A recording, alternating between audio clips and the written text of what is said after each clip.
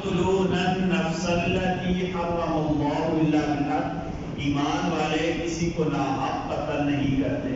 ایک اصول پہلا سیدھا سیدھا اصول یاد رکھیں، ناحق کسی کو قتل کرنا بہت بڑا گناہ ہے، گناہ کبیرہ ہے.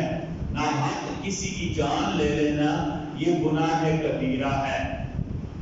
اچھا، شریعت نے عجیب اصول میں بتایا، مسلمان تو مسلمان ہے، کسی کافر کو بھی ناحق قتل کر دینا یہ گناہ کبیرہ ہے. کسی کافر کو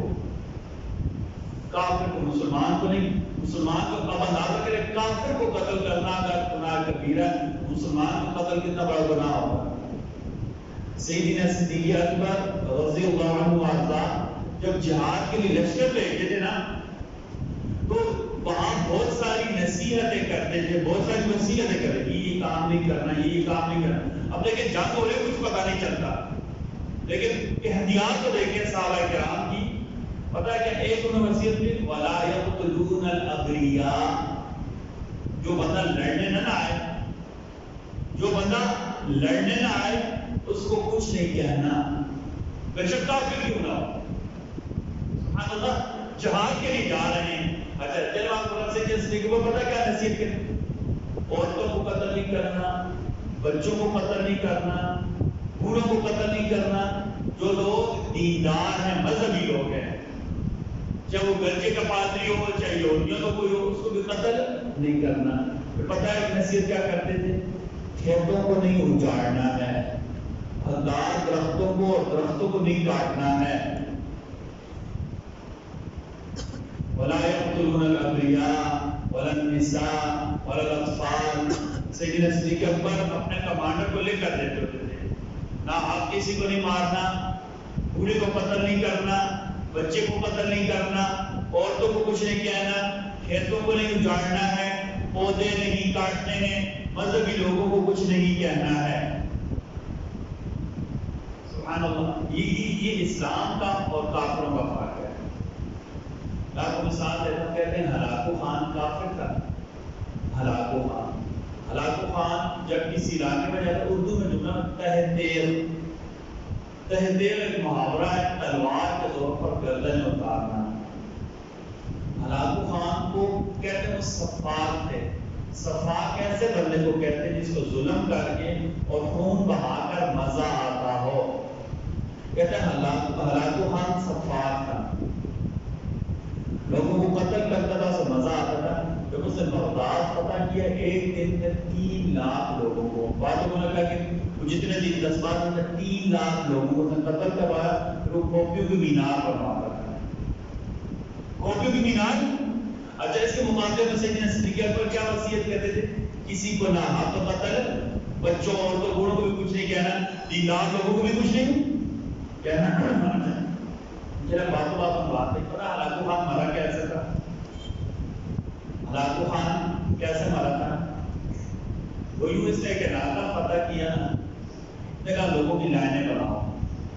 3 لوگوں کی لمبی لمبی لائنیں بن گئی، کئی ہزار لوگ ہوں گے، کئی ہزار. اس نے کہا لوگوں کی لمبی لمبی لائنیں بناؤ. لوگوں کی 3 لمبی لمبی لائنیں بن گئی ہیں.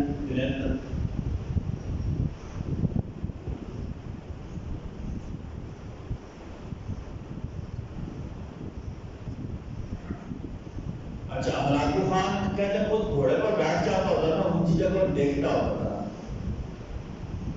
خود گھوڑے پر بیٹھ جاتا تھا اور دیکھتا ہوتا تھا. ٹھیک ہے. اچھا، کہتے ہیں کہ ہلاکو خان نے علاقہ فتح کیا، لوگوں کی 3 لمبی لمبی لائنیں بنائی، اور جلاد جو ہے نا گردن اتارنے والے سلسلے میں انہوں نے حکم دیا کہ میرے سامنے کھڑے ہو کر لوگوں کی گردنیں اتارو، رکنا نہیں ہے. کئی سو لوگوں کو اسے حکم دیا ہوگا. اب کہتے ہیں یہ دیکھ رہا کہ ایک بوڑھا بندہ تھا، وہ پہلی لائن میں کھڑا تھا. انہیں جب دیکھا نا جلاد قتل کرتے ہوئے آ رہا تھا، پہلی لائن چھوڑی دوسری لائن میں چلا گیا. کہتے ہیں ہلاکو خان مسکرایا.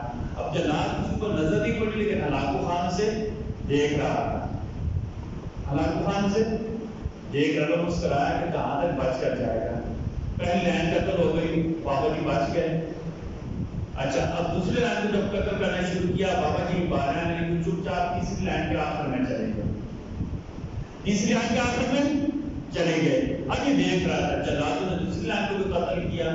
جب تیسری لائن کو قتل کرنے لگے تو جب بابا جی کی بارے آنے لگی تو ہلاکو خان نے آواز دی اس بابے کو پکڑ کر میرے پاس لے کر آؤ.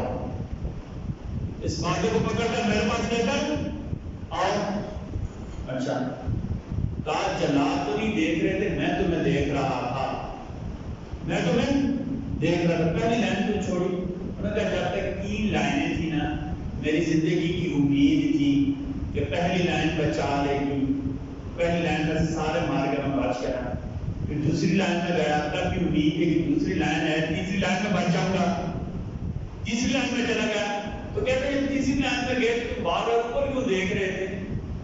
کہا کہ میں بار بار اوپر اس لیے دیکھ رہا تھا، میں نے کہا اے اللہ اب میرے بچنے کی اور کوئی امید نہیں رہی ہے، میں اپنا آپ کے سپرد کر رہا ہوں، آپ میری جان بچا لیں. کہتے ہیں ہلاکو خان اونچا ہنسا. کہا اچھا. جلاد کو کہا اس کو یہاں باندھ دو، میں اس کو خود اپنے ہاتھوں سے قتل کروں گا. کہتے کہ ان لوگوں نے بابا کے باندھنے کی ضرورت میں نہیں بھاگتا، جتنا میں نے بھاگنا تھا میں نے، اب میرا اللہ کا معاملہ ہے. یہ تو اور زور زور کا ہنسا، سارے سپاہی بھی ہنسے ہلاکو خان کے. اچھا تھوڑا سا دور باندھا. ہلاکو خان اپنے گھوڑے سے اترنے لگا، اپنے گھوڑے سے اترنے لگا. کہا جو سب سے تیز تلوار میرے پاس لے کر آؤ، اس بوڑھے کو میں نے اپنے ہاتھوں سے قتل کرنا ہے. اللہ کا غیبی نظام دیکھے نا. کہتے ہلاکو خان جب اترنے لگا نا تو آنکھ میں سے اگر کسی نے گھوڑا دیکھا ہو نا، جب گھوڑے کے اوپر بیٹھتے ہیں نا ایسے لوہے کے پائیدان بنے ہوتے ہیں، لوہے کے پائیدان. تو جو جنگی گھوڑے تو لوہے کے ان کے اندر پاؤں ڈال کر بیٹھتے ہیں، ان کے اندر پاؤں ڈال کر، کیونکہ ویسے گھوڑے کے اوپر سے آدمی بھاگ گرنے کا خطرہ ہوتا ہے. ٹھیک ہے، وہ ایسے اوپر سے آتے ہیں ایسے نیچے، نیچے پھر ایک رسی ہوتی ہے، پائیدان ایسے لگے ہوتے ہیں، ان کے اندر ایسے پاؤں ڈالے ہوتے ہیں. اچھا اس نے ایک پاؤں اتارا، جب دوسرا پاؤں اترنے لگا نا اس کا تو اس کا پائیدان کے اندر پاؤں پھنس گیا، ایسے لٹک گیا گھوڑے کے ساتھ. گھوڑا ڈر گیا. ابھی کیا سارے جسم نیچے، ایک پاؤں ایسا لٹکا ہوا ہے ہلاکو خان کا، اس کا ساتھ نیچے کا گھوڑے نے بھاگنا شروع کر دیا. گھوڑے نے بھاگنا شروع کر دیا کیونکہ اس کا گھوڑا سب سے طاقتور تھا. باقی گھوڑے بھاگ کے لیکن بھاگتا چلا گیا. پہاڑی علاقہ کہتے ہیں ہلاکو خان کا ساتھ اتنی مرتبہ ٹکرایا کہ اس کو پتہ ہی نہیں چلا تھا کس کی لاش اور کس کی لاش نہیں ہے. کہتے عجیب معاملہ، گھوڑا بھاگتا رہا، اس کا ساتھ ٹکراتا رہا، پتہ نہیں کتنے کلومیٹر بھاگا، لشکر کے پیچھے بھاگ رہا لیکن گھوڑا قابو میں ہی نہیں آ رہا. جب مر گیا گھوڑا دوبارہ واپس آیا، اسی جگہ کھڑا ہو گیا. اب وہ جو مظلوم بندہ تھا وہ سامنے کھڑا. اب لوگوں کو ہوش ہی نہیں رہی، کس بندے کو ہلاکو خان نے قتل کرنا تھا. لوگوں کو ہلاکو خان کی لاش کی فکر ہے. کہتے ہیں بزرگ کپڑے چاٹتے ہوئے کیا ہو گئے، چلے گئے. نہ حق قتل کرنا شرعاً بھی اخلاقاً بھی بہت بڑا جرم ہے. شریعت نے ہمیں کیا بتایا، مسلمان تو مسلمان، کسی کافر کو بھی نہ حق قتل نہیں کرنا.